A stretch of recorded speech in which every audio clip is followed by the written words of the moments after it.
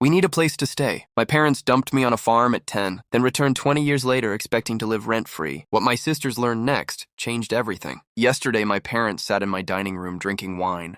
I paid for and asking to move into my house. My house. The house bought with money from the farm they dumped me on. If irony were electricity, the entire neighborhood would have lost power. I keep replaying the conversation in my head because apparently my brain enjoys psychological self-harm as a hobby. Mom swirling wine like she's auditioning for Rich Retired. White woman number 3. Dad clearing his throat every 5 seconds like his body was trying to cough up accountability and failing. Then the request. Not even a request. A declaration. Like they'd already decided. Like my opinion was some cute little decorative accessory. We're family. Jesus Christ. That word. Family. The verbal equivalent of a coupon people pull out when they want something expensive. I almost laughed. Actually, I did laugh. Not out loud. Inside. The kind of laugh that's mostly dead inside and sounds suspiciously like a nervous breakdown. Because suddenly I was 10 years old again.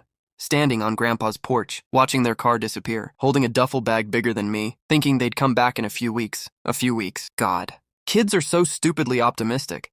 I spent 3 months sleeping with my packed bag beside my bed. 3 months. Imagine being that loyal to people who already left. Imagine being that committed to disappointment. Meanwhile, my parents were busy raising the twins, Emily and Sophie, the golden children. Not their fault. Never their fault. Babies don't make family decisions. Adults do. Cowards do. People who look at a 10-year-old boy and somehow decide he's the most expendable thing in the room do. I should probably stop being bitter. That's what people always say. Like bitterness is some random hobby. Like I collect resentment the way other people collect baseball cards.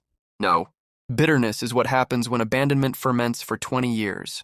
It's emotional moonshine. Strong enough to strip paint. And honestly, sometimes it's the only thing keeping me warm. I walked through my house after they left. 4 bedrooms, 1 office, huge kitchen, living room, backyard. Everything I'd built, every wall, every mortgage payment, every piece earned. Nobody handed me any of this. Grandpa sure as hell didn't hand me success. He handed me work. Different thing, massively different thing. The man had me hauling feed before sunrise, fixing fences in July heat, learning crop rotation while other kids were playing video games. At the time, I thought he was torturing me. Turns out he was saving me. Funny how that works. The people who love you make you stronger. The people who don't make you question whether you're lovable at all. And let me tell you, that second one sticks around. You can own hundreds of acres, build a successful business, buy a beautiful house, drive a nice truck, have employees, pay taxes, wear expensive boots. None of that stops the tiny, feral child living in your brain from occasionally screaming, if they loved you, why'd they leave? Super fun. Highly recommend. 10 out of 10 emotional experience. Would absolutely not survive again. The worst part isn't even the request. It's how normal they acted. That's the thing driving me insane. No acknowledgement. No apology. No awkward pause. No, hey, sorry we outsourced your childhood. Nothing. They talk about me living with Grandpa like it was summer camp that lasted 8 years. Like everybody sends their 4th grader away indefinitely. Like that's just a thing families do. Oh yes, little Jimmy spent his childhood elsewhere. Perfectly standard. Insane. Absolutely insane. And here's the part I hate admitting. Part of me wanted them to ask. Not move in. God, no. I'd rather share a bathroom with a rabid raccoon. I wanted them to ask about me. The real me. The actual human being. Not the successful farm owner version. Not the guy with the nice house. Me. I wanted one question. One. How was it? How did it feel? Were you okay? Did it hurt? Instead, they complimented my countertops. My countertops. Outstanding. Fantastic. Glad we're addressing the important emotional issues. Meanwhile, I couldn't stop looking at them. Older now, gray hair, wrinkles, retirement age, and for one terrifying second I felt guilty, which is apparently another hobby my brain enjoys. Because they looked small, human, fragile, not like the giants who made decisions that changed my entire life. Just 2 old people. Then Mom said, family helps family, and the guilt evaporated so fast it should have qualified as a weather event. Family. Sure. Interesting concept. Would have loved to experience it. Maybe they should have introduced me sooner. Instead, I got Grandpa.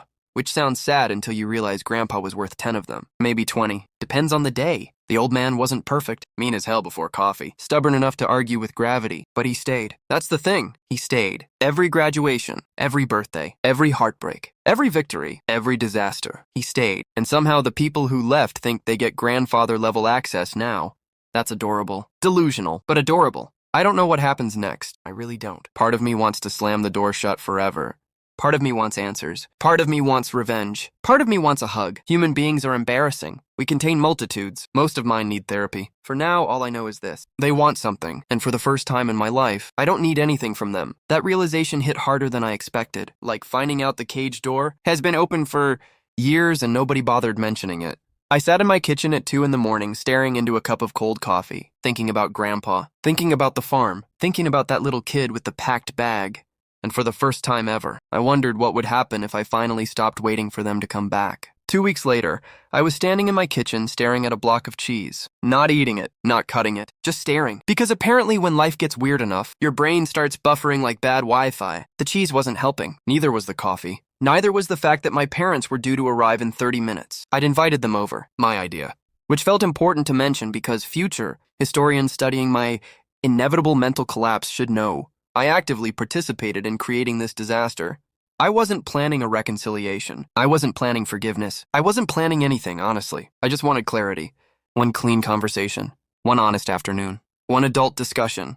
Which in retrospect was my first mistake, expecting emotional maturity from people who treated accountability like it was a contagious disease. The doorbell rang. Of course it did. Reality always arrives exactly when you're least interested in participating. I opened the door and immediately knew they thought they'd won. You can tell, people get this weird relaxed confidence when they think the outcome is already decided.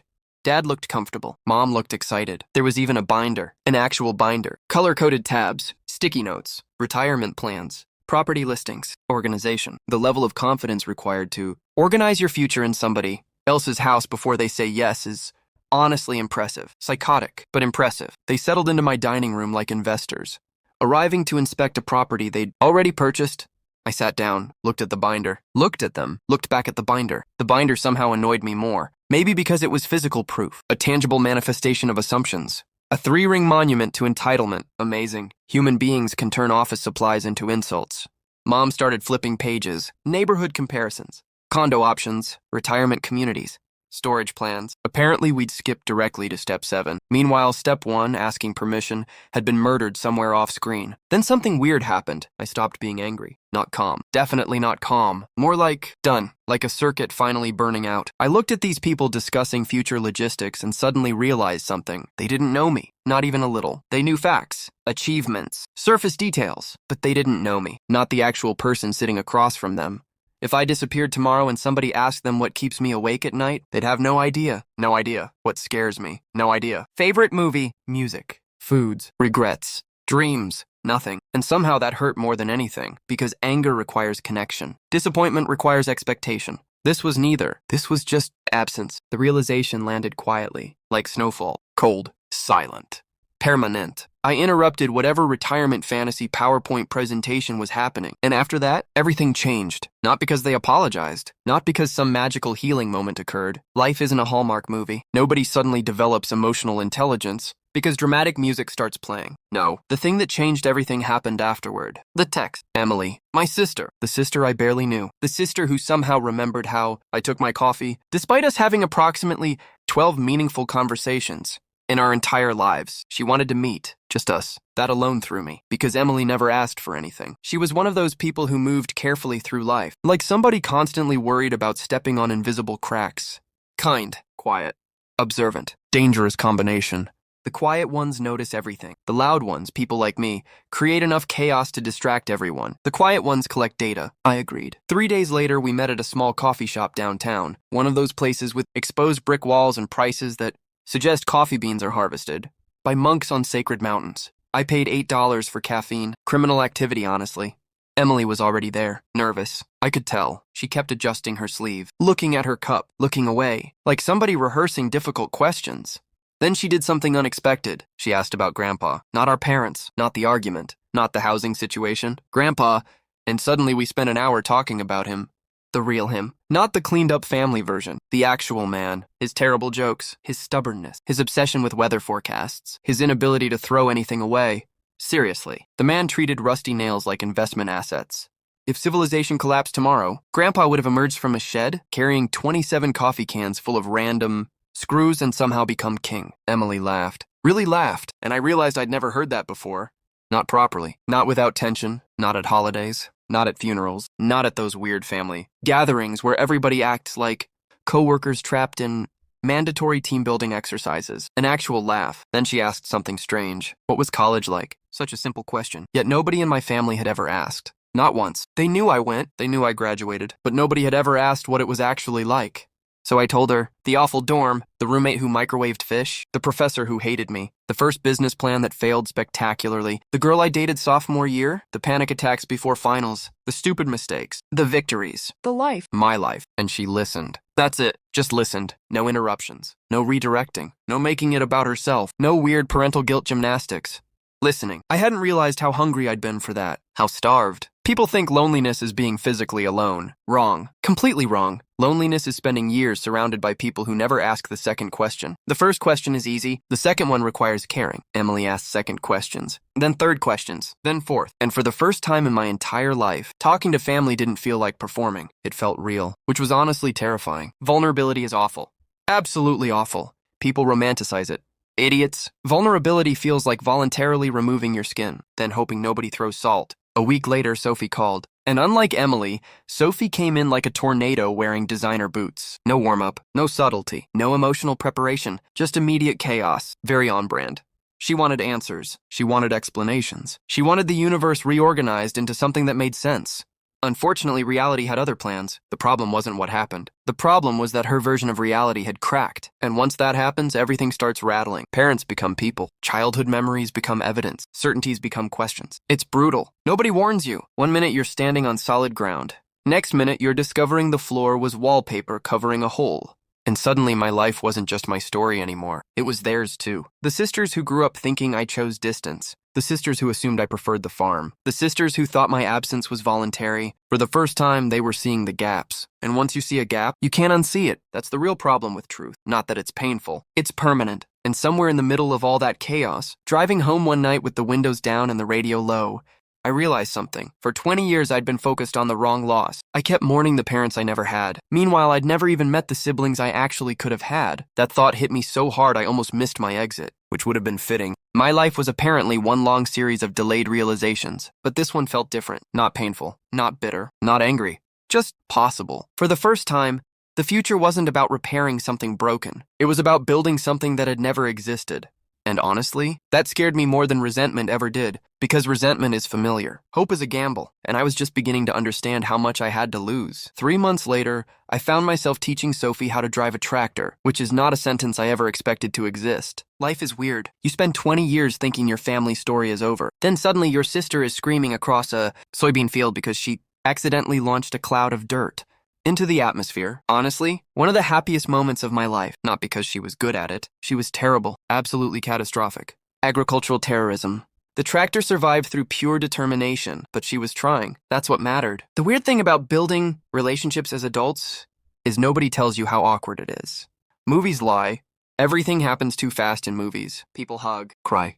Cue emotional soundtrack. Credits. Reality is just a long series of uncomfortable lunches, random text messages, shared jokes, gradually learning somebody's favorite pizza toppings, tiny things, boring things, human things. Turns out family isn't built through giant emotional speeches. It's built through 1,000 stupid little moments. Like Sophie sending me pictures of bizarre lawn ornaments she found while traveling. Or Emily calling me because a tomato plant looked sick. Apparently, I had become the emergency agricultural hotline. People think success feels dramatic. It doesn't. Most victories arrive disguised as ordinary afternoons. One Saturday, Emily came to the farm carrying 3 books. Old books. Worn covers. Handwritten notes. Grandpa's handwriting. The sight of it nearly knocked the air out of me. Funny how grief works. You can go years feeling okay, then see somebody's handwriting. Suddenly your chest forgets how breathing works. Awesome design flaw, by the way. Whoever engineered human emotions should be fired. We spent the afternoon sitting on my porch, reading his notes. Margins filled with observations, weather records, crop ideas, random opinions. The man had somehow managed to argue with authors through handwritten annotations. Even dead writers weren't safe. One page literally contained wrong. That's it. Just wrong. No explanation. No elaboration. Pure grandpa. I laughed so hard coffee came out my nose. Dignified. Very mature. Exactly the behavior you'd expect from a successful business owner in his 30s. Later that evening, after Emily left, I carried the books into my office. I planned to organize them, maybe preserve them. Do something responsible. Instead, I found a locked drawer, one I'd never bothered opening, because apparently, I'm observant enough to run a gay company, but not observant enough to investigate furniture. The key was taped underneath. Grandpa would have called that hiding in plain sight. I called it security theater. Inside were folders, dozens, documents, letters, receipts, property records, farm contracts. the entire administrative history of the place. Normal stuff. Then I found another folder. My name, just my name. Nothing else. Immediately terrible. Nothing good has ever happened after finding secret folders with your name on them. That's universal. Horror movies, crime documentaries, family histories. Bad category. I opened it, and suddenly it was midnight, then 1 in the morning, then 2, because inside wasn't paperwork. It was me, my entire life. School achievement, newspaper clippings, report cards, photos, awards, letters. Every milestone, every accomplishment, everything documented, preserved, protected. There were things I'd forgotten existed. A spelling bee certificate, a baseball participation trophy, which honestly should have been destroyed. I was awful at baseball. Historically awful. A threat to organized sports. One coach actually thanked me for switching activities. I still think about that sometimes. Anyway, buried beneath everything was a sealed envelope. My stomach dropped. Human instinct. Sealed envelope. Dead relative. Never a great combination. I opened it. Inside was a letter. Written by Grandpa. For me. If you're reading this, it means I'm gone. Fantastic start. Excellent. Already crying. 5 words in. New personal record. I kept reading. And something strange happened. The letter wasn't about my parents. Not really. I expected advice, explanations, family secrets, something dramatic. Instead, it was mostly observations about me, who I was, what he'd seen. The man had spent pages describing qualities I never noticed in myself. Resilience, patience, leadership, kindness. I actually laughed at that one. Kindness. Clearly he confused me with somebody else. I once held a grudge against a goose for 6 years. 6 years. The goose started it. That's not the point. The point is Grandpa saw things differently. He wrote about moments I'd forgotten, helping neighbors, training employees, staying late after storm, supporting people quietly, things I'd never counted because they seemed normal. Then came the line that wrecked me. Not because it was dramatic, because it wasn't. The simplest sentences always hit hardest. You spent too much of your life trying to prove your value. You never needed to. I sat there staring at those words for a long time. The office completely silent. The kind of silence that feels loud, because suddenly I realized something horrifying. He was right. Not about everything. Nobody gets that privilege, but about that. Absolutely. Every decision, every achievement, every success, every expansion, every risk, every insane 18-hour workday. Part of me had always been trying to prove something, not to my parents. That's the weird realization. I thought it was about them. It wasn't. It was about me. I was trying to convince myself, trying to earn a value that should have existed automatically. Like a dog chasing its own tail across multiple decades. Exhausting, embarrassing, very on brand. The next morning I called Emily, then Sophie, told them to come over. Neither asked questions. Good sign. Family members who trust emergency, invitations without context, are either very loyal or dangerously reckless. Possibly both. They arrived carrying breakfast. Another weird thing. People bringing food because they care. Still getting used to that. Feels suspicious. Like a scam. We sat on the porch. I showed them the folder, the letter, the records, everything. For hours we went through it together. Laughing, cringing, sharing stories, discovering pieces of ourselves. Then Sophie found something hidden inside one of the folders. A photograph. Old? Really old. Our parents. Young. Before us. Before the farm. Before everything. Just 2 kids smiling at a camera, looking hopeful. Looking ordinary. Looking human. I hated that picture immediately, because it complicated things. And I love simple villains. Simple villains are convenient. You know where to place the blame. You know who to hate. Easy. Neat. Organized. Unfortunately, reality rarely cooperates. The picture sat there between us. Proof that before they became the people who hurt us, they were just people. Flawed. Scared. Making choices. Some terrible, some selfish, some unforgivable, but still human. And honestly, that annoyed me. I would have preferred monsters. Monsters are easier. People are messy. People force nuance into places where I'd rather keep my anger. That night after my sisters left, I walked down to the edge of the property. The field stretched forever beneath the sunset. Orange sky. Warm wind. Perfect movie ending material. Except life isn't a movie. Nothing magically resolved. Nobody healed overnight. No orchestral soundtrack appeared. Thank God. That would have been creepy. But standing there, looking across land I'd spent half my life building, I finally understood something. My story wasn't about being the kid who got sent away. Not anymore. That chapter existed. It mattered. It shaped me. But it wasn't the whole book. And for the first time ever, I felt ready to stop introducing myself through my wounds. I just didn't realize life was about to hand me one final surprise, one that would change everything I thought I knew about Grandpa, and everything I thought I knew about myself. A week after finding Grandpa's letter, I found something else, which is usually how emotional disasters happen. Nobody ever discovers one family secret and gets to clock out early. Buried behind an old filing cabinet was a metal box. No dramatic music. No mysterious key. No treasure map. Just a rusty box. Inside was a stack of cassette tapes. Actual cassette tapes. I stared at them, then immediately felt old, which was impressive because they were older than me. A note sat on top. For James, when you're ready. Fantastic. Love that. Nothing raises your blood pressure faster than dead relatives being cryptic. I spent 2 days debating whether to listen. Then curiosity won. Curiosity always wins. It's basically humanity's most destructive superpower. I dug out an ancient cassette player from storage. The thing looked like it survived several wars. I hit play. Static. Then Grandpa's voice. For a second, I couldn't breathe. Not sadness, not shock, just hearing him again. Like somebody opening a door I thought was permanently locked. His voice sounded older. Tired, but still him. Still Grandpa. Still the guy who could somehow make insults sound affectionate. The recordings weren't confessions. They weren't secrets. They were stories. Hours of stories. His childhood, the farm, his mistakes, people he'd loved, people he'd lost, things he'd never talked about. Then halfway through the third tape, he mentioned something that made me sit straight up. My father. Not as my father. As a kid. Apparently Grandpa had taken him in for nearly a year when he was 16 after a massive fight. With his own parents. Nobody ever told me that. Not once. According to Grandpa, my father spent that year angry at everyone. Thought nobody understood him. Thought nobody wanted him around. Thought he'd been pushed aside. The irony nearly killed me. I actually paused the tape, stood up, walked around the room, sat back down, paused again. Because what the hell do you even do with information like that? My father knew. Maybe not exactly. But enough. Enough to understand. Enough to recognize loneliness. Enough to know what rejection feels like. And somehow he'd still repeated the pattern. Different circumstances, same damage. That realization hit harder than all the others. Not because it made me hate him, because it made him smaller, human, flawed, disappointing. The giant shadow I'd carried around for 20 years suddenly looked like just another scared kid who grew into an imperfect adult. The anger didn't disappear. It just lost weight. A few days later, I invited Emily and Sophie to the farm. No drama. No family summit. No emotional hostage situation. Just a weekend. The three of us. We rented a cabin near a lake. Spent 4 days fishing.